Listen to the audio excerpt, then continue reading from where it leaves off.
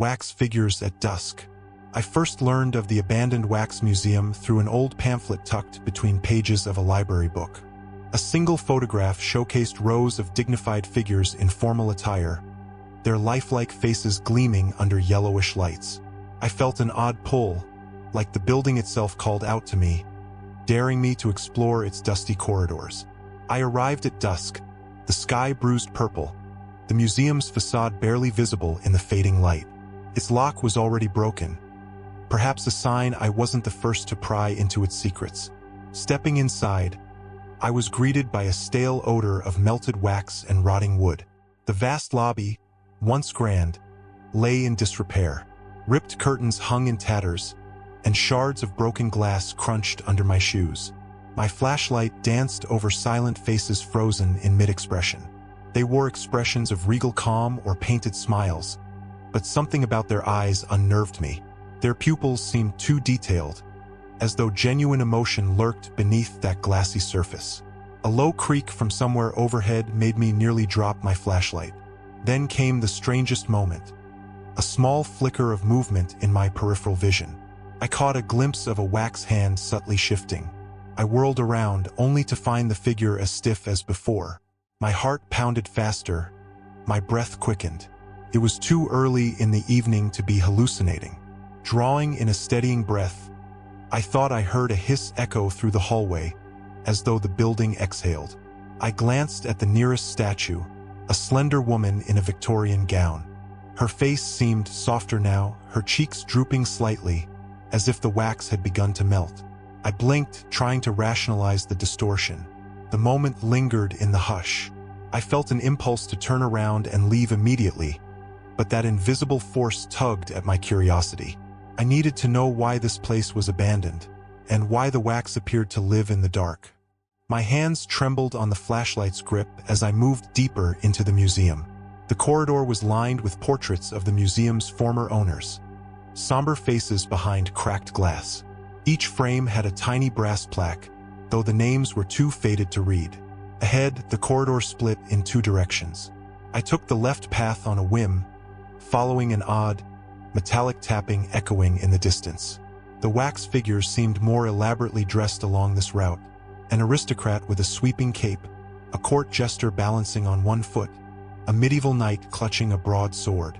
Their outfits were exquisite, but the wax was showing signs of age.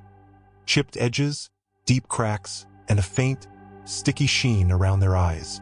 Suddenly, that tapping sound grew clearer, like someone rapping gently on metal.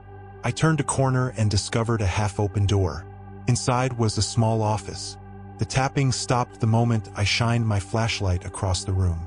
A dusty desk stood against the wall, papers strewn across it. But more alarming was the life-sized figure slumped in a chair. This one wasn't displayed like the others. It wore plain clothes. A caretaker's uniform? I stepped closer, my shoes crunching on shattered porcelain. There was a cup on the floor, possibly knocked over in haste. The figure's posture was hunched, as if weighed down by an impossible burden. Its eyes stared straight ahead, vacant. Yet, for some reason, I couldn't shake the feeling that it was aware of me. On the desk lay a handwritten note. They reshape themselves at dusk. Do not linger after the bell tolls. The text ended abruptly in a dark ink smudge. My pulse quickened. I felt as if I'd just read an unspoken invitation to witness something dreadful. I glanced at the caretaker figure again, half expecting it to come to life. Though it remained motionless, I sensed a suffocating presence in that silent room. I backed out of the cramped office, the caretaker's hollow gaze haunting my thoughts. As I re-entered the corridor, I nearly dropped my flashlight for the second time. One of the wax figures, a noblewoman with an ornate hairstyle, had turned its head just enough that it now faced me directly. I was sure it had looked away moments before. A low hum vibrated through the walls, and I imagined 1,000 tiny voices whispering in unison. My heart hammered. Though I couldn't pinpoint the source, the museum itself felt alive, as though it had a pulse, an energy that coiled around me like a serpent.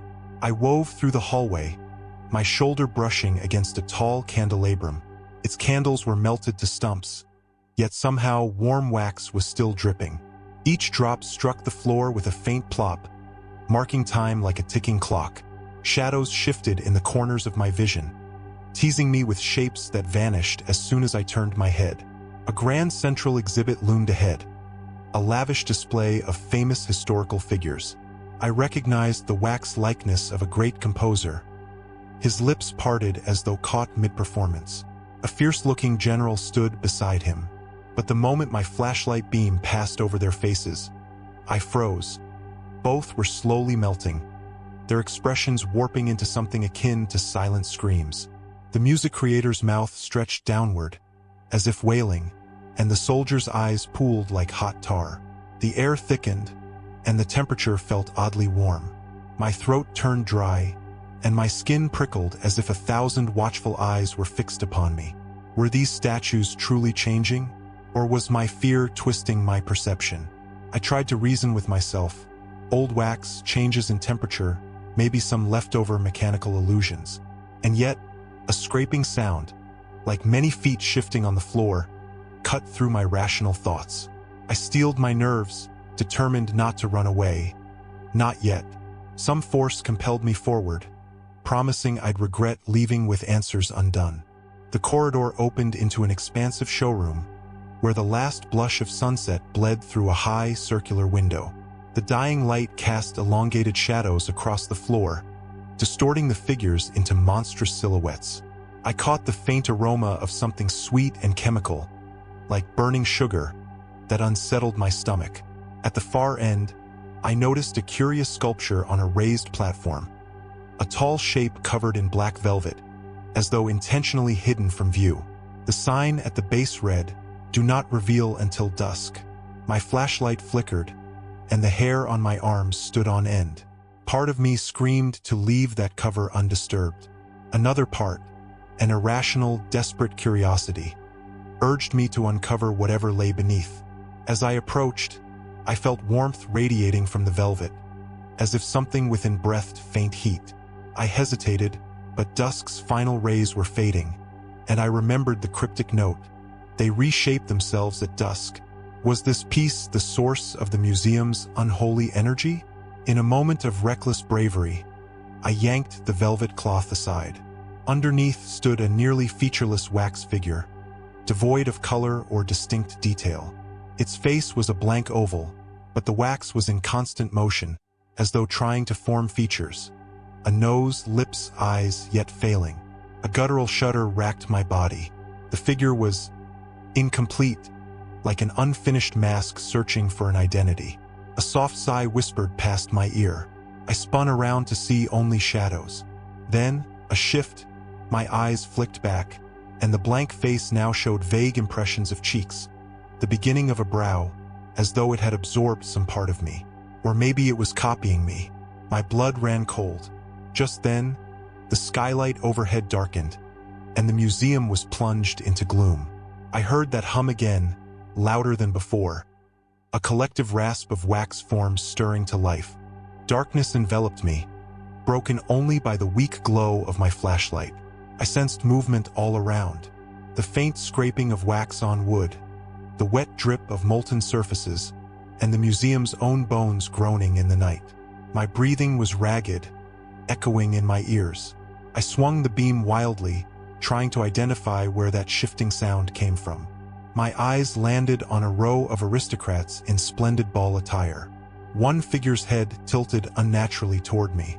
Another's hands clutched a bejeweled fan that now trembled ever so slightly. The illusions no longer seemed illusions. These figures were alive, at least in some twisted sense. A series of quiet pops snapped my attention behind me. The blank-faced sculpture was sagging under the window, its features now sliding downward like a candle left too close to a flame. My stomach lurched at the sight of sagging flesh made of wax. Then, as if awakened by my horror, it started forming new shapes. A chin took shape, a half-formed nose jutted outward. Alarmingly, the incomplete face resembled me. Even in that half-realized visage, I recognized the curve of my jawline. Panic roared in my head. I stumbled backward, nearly toppling an older figure wearing a powdered wig. In that moment, the caretaker's note blazed in my mind. They reshape themselves at dusk, and clearly, they were trying to reshape me into them. Felt like I'd been claimed by the museum. I had to escape before my own face became part of this nightmarish collection. Lightning flashed outside, illuminating the decrepit space in a stark white glare. For half a heartbeat, I saw the entire gallery come alive. Every statue bending, twisting, reaching. It was more terrifying than any dream or nightmare I could have conjured. Then the lightning faded, and the world returned to darkness, with only the faint beam of my flashlight and the steady drip of melting wax marking the passage of time. I fled from the showroom, heart pounding like a drum in my chest. I raced past shadowed alcoves and half-familiar silhouettes, my flashlight beam bobbing wildly. Yet every corridor seemed to loop back into the next, as if the museum's layout had changed while I wasn't looking. I could feel the clammy presence of the statues behind me, sense their waxen forms sliding across the floor in pursuit.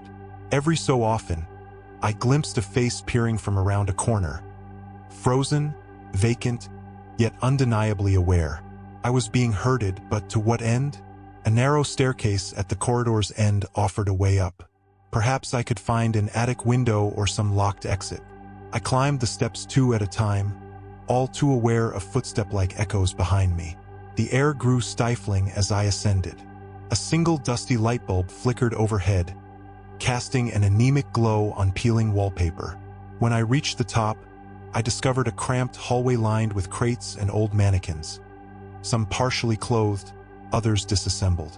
In the center of the corridor stood a large, ancient grandfather clock. Its hands pointed to midnight, though the time was surely earlier. The second hand ticked erratically, as if it had a mind of its own. A door beside the clock bore a sign, "Staff only." Hoping it led to another exit or a vantage point, I lunged toward it. The doorknob turned easily, and I stumbled into what looked like a decrepit break room. Dust-laden chairs, a broken vending machine, and an overturned coffee table littered the space. My flashlight grazed over a corkboard pinned with newspaper clippings. Each headline read something like, "Local patrons vanish," "Museum closes under mysterious circumstances," and "Curator in custody, then disappears." My throat constricted. Suddenly, a moan, low and inhuman, seeped from behind a row of lockers in the corner. My pulse quickened. I stepped closer, compelled by a dread-laced curiosity I couldn't ignore. I rounded the lockers, my flashlight trembling in my grasp. There, huddled in the shadows, sat a figure swathed in tatters of a caretaker's uniform. At first, I thought it was another wax statue until it moved. A gaunt man, dark circles under his eyes, his cheeks shallow and lined. He looked at me with trembling lips, as if wrestling with an unspeakable confession. "You should not be here," he rasped. His voice was rough, weighted with despair. I crouched beside him cautiously. Why are you still here?" The question felt ludicrous, but no other words formed. He coughed, and the sound rattled in his chest. "I am the museum keeper, or used to be. The last in a long line." He lifted a trembling hand, palm smeared with a waxy residue. "The sculptures, they feed on us. They take what they need. Faces, souls I don't even know anymore." My gut twisted. I recalled the caretaker figure in the office downstairs. Perhaps that one was merely a husk, replaced by this living man's essence. "Is there a way out?" I pressed. "A way to stop it?" His gaze dropped to the floor. "Dusk is their time. If you're still here at sunrise, you become one of them." He swallowed thickly, then slid a key from his pocket. "Only one door remains sealed, down in the basement.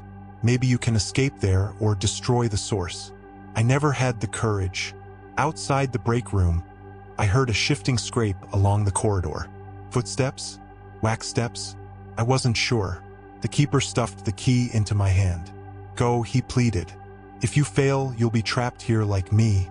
His voice cracked on the last word, heavy with sorrow. My mind whirled. Fear, pity, determination all collided. I rose, gripping the key, determined to find this basement door, hoping it led to freedom before the museum claimed me for its next exhibit. Leaving the keeper behind felt cruel, but he made it clear he had no fight left. I slipped back into the corridor and descended the stairs, clutching the key as though it were my lifeline. The hush of the museum was nearly unbearable. Every step I took reverberated, echoing in the gloom. I returned to the ground floor to locate a path to the basement, but the corridors twisted in ways I didn't recall. Displays that had been near the entrance now stood in unfamiliar wings. Each turn led to new horrors. Statues half-melted, limbs drooping, faces sagging, yet eyes that tracked my every move. I found it harder and harder to stifle the panic rising in my throat. At last, I spotted a sign marked storage and basement access, partially hidden by a toppled bust. Beyond it lay a short flight of worn steps leading down. A rancid smell wafted from the darkness. My flashlight revealed stone walls slick with moisture, or perhaps something else. At the bottom of the stairs, I nearly jumped out of my skin when I saw my reflection in a large, cracked mirror leaning against the wall. For a split second, my reflection's face seemed off. The mouth drooped, and the eyes held a glassy shine. I blinked hard, and it returned to my normal features. My nerves were frayed. I reminded myself that terror can conjure illusions. The door for which the key might fit was just ahead, heavy, reinforced wood with an iron padlock. My pulse hammered as I inserted the key, hoping against hope it would turn. It did. The lock clicked with a metal clang that echoed in the tight space. I pushed open the door, and a rush of stale, warm air greeted me. I paused, my heart pounding. Whatever lay beyond might save me, or seal my fate. The space beyond the door was a vast underground chamber, more like a crypt than a basement.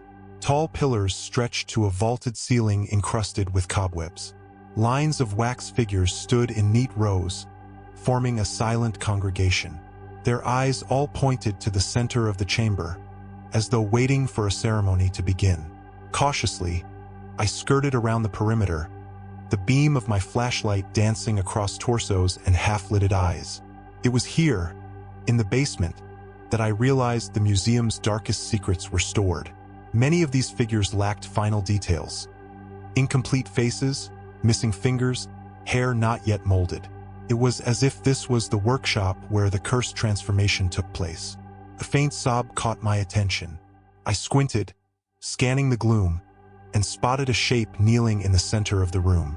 Approaching slowly, I discovered a teenage boy, tears streaking his wax-smeared face. He shook uncontrollably, whispering words I couldn't make out. When I drew closer, he flinched. "Help me," he choked out, voice wavering. I can't go back up there." I knelt, my own voice unsteady. "I'll try, but we have to move now." I grabbed his arm, but my hand came away coated in a thin layer of wax. My stomach twisted, his skin was partially transmuted. He struggled to stand, and I realized both his legs were stiff, like half-cooled candles. The rows of incomplete statues seemed to shift at our movement. Their heads turned incrementally, forming a silent choir of watchers. A dread-laced electricity charged the air. Instinct whispered that we were dangerously close to whatever force animated this place. I glanced at the boy, his face etched with fear, and slowly crystallizing into something less human. I felt a surge of urgency. If there was any hope of saving him, we couldn't linger among this silent legion. I hoisted him onto my shoulder, ignoring the sticky wax transferring onto my clothes, and braced for the next step. We moved to the far end of the chamber, hunting for another door or passage. The boy clung to me, each step making his half-solidified legs scrape eerily against the floor. My heart thundered, fueled by desperation. Every corridor we tried led to another narrow passage or a room full of half-finished wax heads on shelves. It was as if the museum's underbelly was an endless labyrinth designed to keep us lost. In one side room, I spotted tall metal vats, the contents shimmering under my flashlight. The tang of chemicals caught in my throat. Perhaps this was where they melted down the wax, or the remains of prior victims. I shuddered at the thought. An unsettling warmth filled the air. My skin prickled, and the boy whimpered. "It's getting worse." I glanced at him. His arms had stiffened, the wax creeping further up his neck. Was the entire museum's temperature rising, speeding the process? Suddenly, footsteps echoed behind us. In a panic, I clicked off my flashlight, plunging us into darkness. We clung to the wall, hearts pounding. Dim lantern light flickered around a corner, revealing the silhouette of someone. Something, moving with a deliberate gait. As they drew nearer, I discerned a wax figure wearing a caretaker's uniform. Only its face was missing, a blank oval drenched in thick, dripping wax. I bit back a scream. The figure passed just a few feet away, its head swiveling as though searching. Then it continued down the hall, the glow of its lantern casting dancing shadows along the walls. I didn't dare move until the echoes of its footsteps disappeared. I flicked the flashlight back on, trembling. The boy's breathing was shallow, his eyes glassy with terror. We had to keep going. We had to find some escape from this twisted labyrinth before time, and the candle that was his life burned out. We turned another corner and stumbled onto a winding ramp that sloped upward. My spirits lifted. Maybe this would lead us back to ground level or near another exit. The boy's weight pressed harder on my shoulder. I sensed his increasing fragility. His face contorted with each step, his features slowly hardening.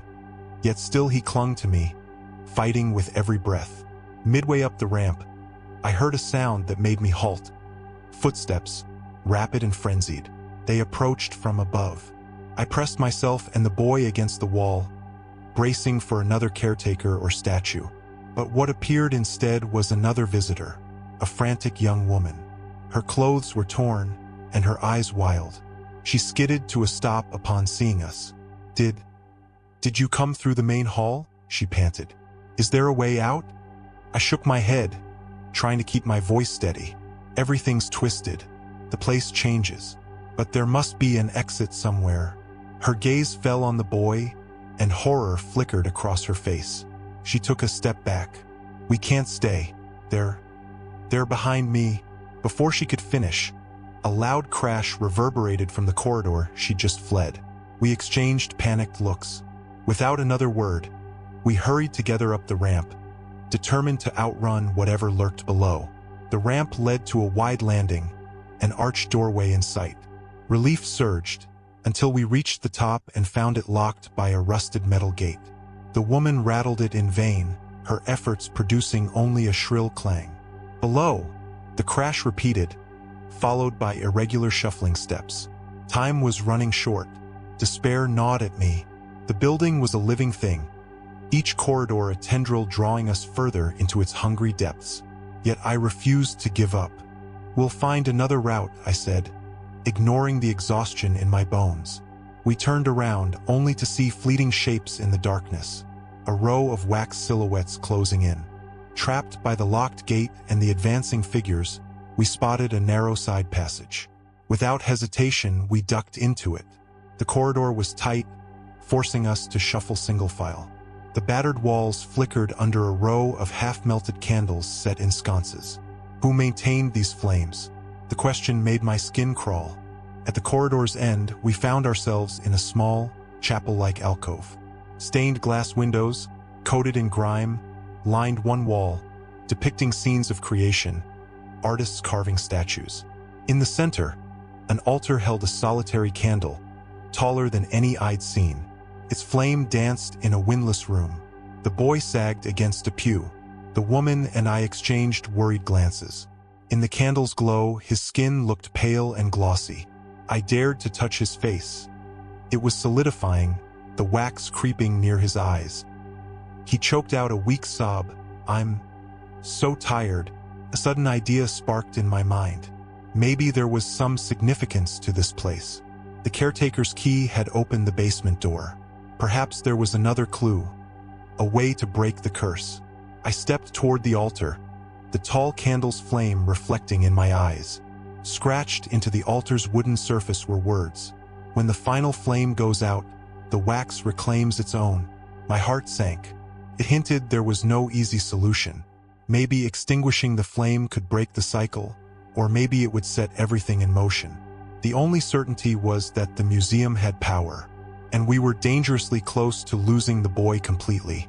I felt a surge of anger at this cursed place, at the cruelty inflicted on innocent visitors. "We're going to make it," I whispered. "All of us, even if I wasn't sure how." Behind us, the corridor echoed with distant footsteps. Our pursuers were closing in. Reluctantly, we left the alcove, moving through another corridor that twisted back toward the main floors. The woman supported the boy on the opposite side, sharing the burden. Every so often, I glanced at him, fearful that at any moment he'd fully harden into a wax statue. We emerged into a grand gallery that, in normal times, might have displayed portraits or historical artifacts. Now it served as a ghastly tableau of half-finished mannequins. Some had just their torsos shaped, others only heads. Brightly painted eyes were stacked in crates, waiting to be inserted into new wax forms. The sheer number of those disembodied gazes was horrifying. My flashlight caught a large, gilded mirror at the far end of the gallery. Approaching it made my chest tighten. Yet something compelled me to look. My reflection showed a pale, sweaty face, my own. But then I saw movement behind me. Several wax figures, their expressions contorted in shapes of horror or hunger. They were creeping closer. I spun around just in time to see them halt in a row. Their faces glistened under the overhead lights. One statue raised an arm, a gesture that could have been welcoming or threatening. My breath caught in my throat. I realized these weren't random figures. Each had traces of real individuals. The caretaker's eyes, the parted lips of the teenage boy, they were incomplete copies.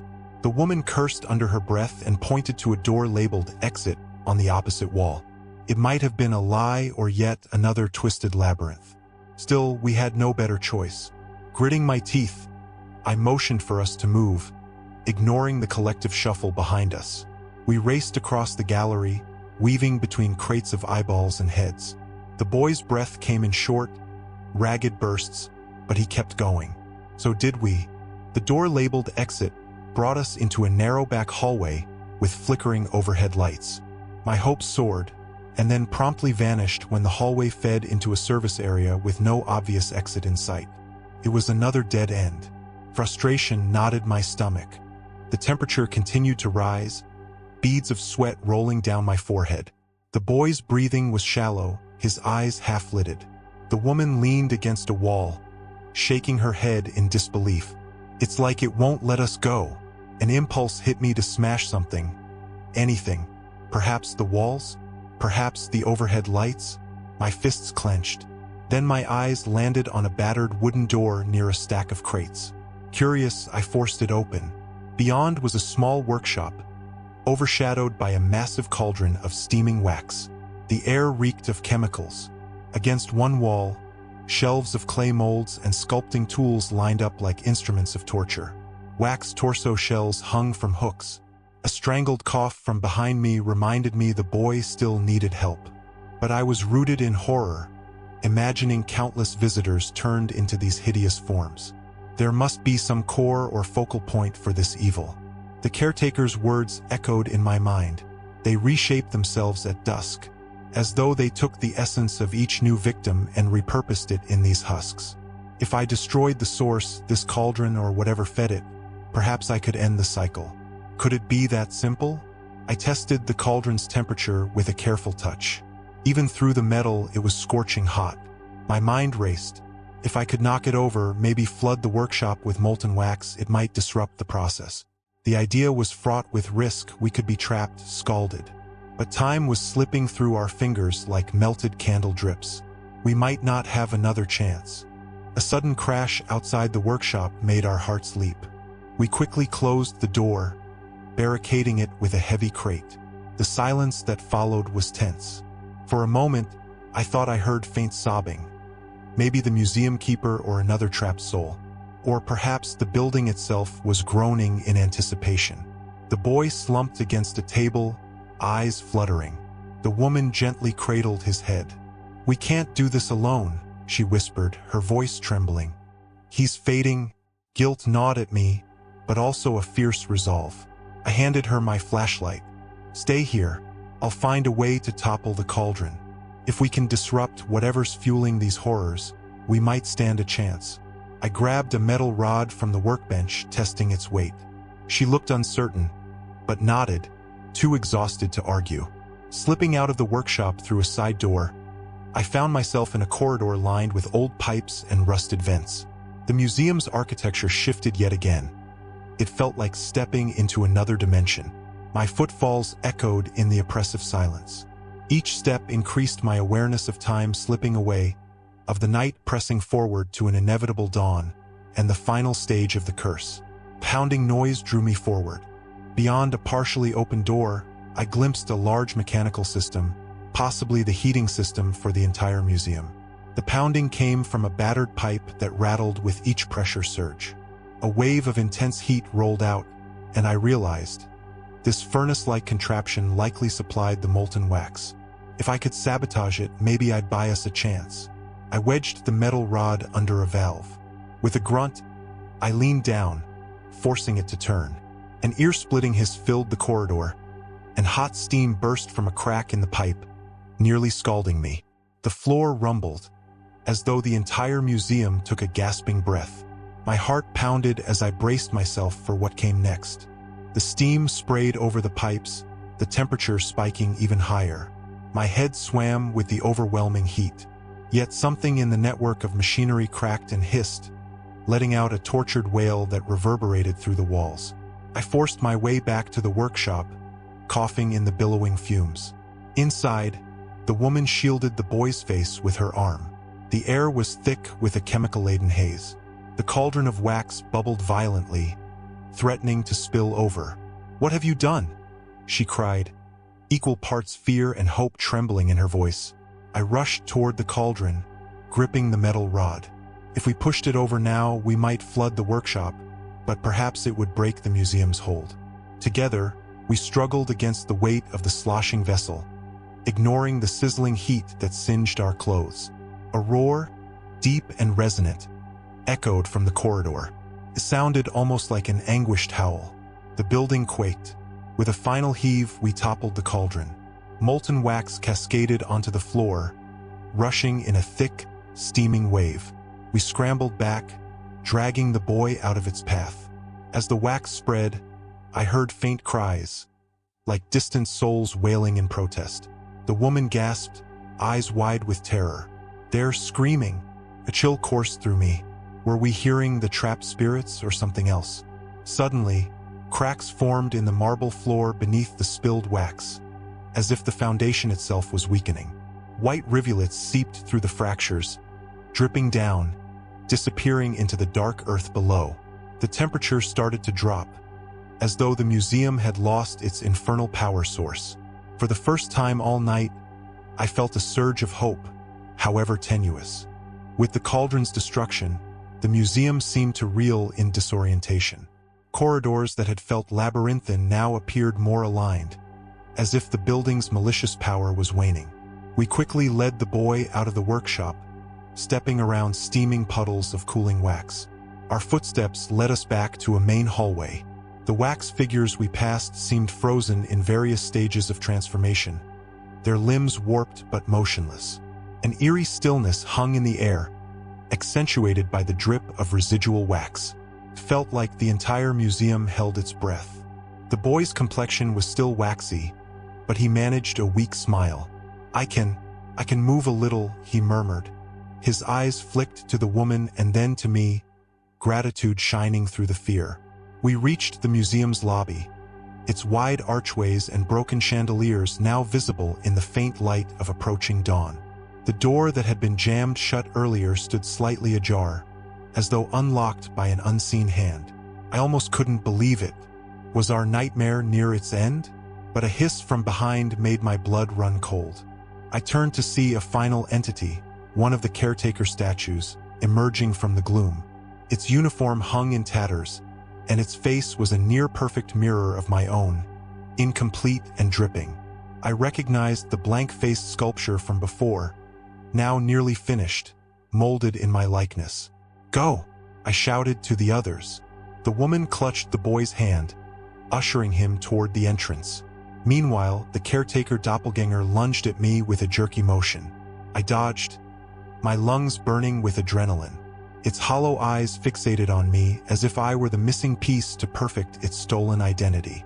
My doppelganger advanced, stilted but purposeful. The closeness of its resemblance was horrifying. I could see slight differences, missing eyelashes and imperfect ear, but it was nearly me, carved in wax. Its mouth opened in a voiceless snarl, and I felt a strange tug, as if it wanted to absorb my essence. I stumbled back, searching frantically for something to defend myself. My hand closed around a jagged shard of broken chandelier glass. With a desperate slash, I struck at the figure's arm. The wax parted, revealing a hollow interior that oozed thick, pale fluid. A foul stench filled the air. Undeterred, the figure lunged again, forcing me back against a wall. My heart slammed in my chest. I could see dawn's glow edging into the lobby, lighting motes of dust in golden beams. If I could only hold out a moment longer, maybe I could break free. With a final burst of courage, I drove the shard into the figure's chest. It made no sound, but its entire body trembled. Melting lines spread across its torso, as if the wax could no longer hold its shape. Inch by inch, the carefully molded features began to slide off, sagging into a formless mass. I gasped for air, nearly retching at the sight. Behind me, the woman's voice called out, "Come on!" She and the boy stood by the open doorway, light creeping in. Summoning the last of my strength, I sprinted toward them. The caretaker doppelganger collapsed onto the floor in a pool of molten ruin. As we crossed the threshold, my legs almost buckled with relief. The museum's stale breath receded behind us. Dawn had truly arrived, painting the world in soft pinks and oranges. I wondered if the nightmares would end now, or if we had merely escaped a prison that would someday lure others in. We stumbled outside onto the museum's crumbling front steps. Early sunlight touched our faces like a blessing. My lungs filled with fresh, cool air.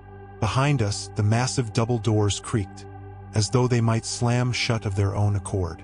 Despite every impulse to run, I couldn't resist taking one last look. The museum stood silent, its windows dark, the once menacing structure seemingly drained of menace, at least by daylight. The teenage boy drew a shuddering breath, and I could see that parts of his skin were still wax-like. But the transformations seemed to have halted. The woman slid to the ground, burying her face in her hands. Tears tracked down her cheeks. Whether from relief or lingering terror, I couldn't say. My own hands shook, raw from the ordeal. No sirens, no curious onlookers. Just 3 survivors at the threshold of a place that defied explanation. My mind swam with the caretaker's last words, the note's warnings, and the shadowy power we had disrupted. Would the museum remain dormant, or would it quietly rebuild its horrors, waiting for dusk to conjure them anew? In the distance, I heard the faint chirping of birds. The normalcy of morning felt surreal, clashing with the vivid terror of the night. I wanted to collapse and let exhaustion claim me, but an unspoken understanding bound us 3 together. We had to get far away, find safety, and get the boy medical help. A single question burned in my mind. Was the museum truly a living entity, or had it been controlled by something deeper? A curse etched into the wax, powered by the stolen identities of its visitors? I had no answers, only the lingering dread that we'd merely survived the surface of a far more insidious phenomenon. We made our way into town, found help for the boy, and eventually found ourselves interviewed by authorities who listened with disbelief. It seemed impossible to fully convey the dread, the living wax, and the shifting corridors.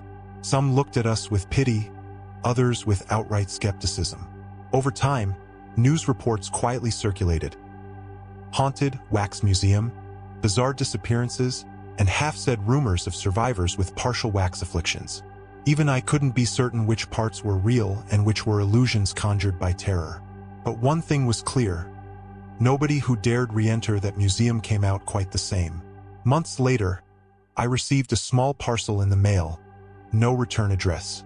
Inside lay a single photograph, a snapshot of a new wax figure on display in that abandoned museum's grand hall. It had my face, perfectly molded, eyes wide with silent fear. Chills threaded down my spine. Despite toppling the cauldron and seemingly breaking its power, the museum had claimed some piece of me, enough to replicate my likeness. The edges of the photo were stained with dried wax, as though it had seeped from the image itself. I burned the photograph that same evening, watching the flames curl its corners. Yet even as the ashes scattered, I felt the museum's hold had not entirely loosened. Perhaps it had only bided its time, waiting for dusk, for a new caretaker, or for an unknowing traveler to answer its silent invitation once more. And so I live, haunted by the knowledge that somewhere, behind those rotting doors, a figure bearing my face stands among the others. If you ever see that museum in some decaying corner of the city, heed my warning. The wax figures begin to melt and reshape themselves at dusk. Those who stay too long risk finding their own faces among the displays, trapped in wax for all eternity.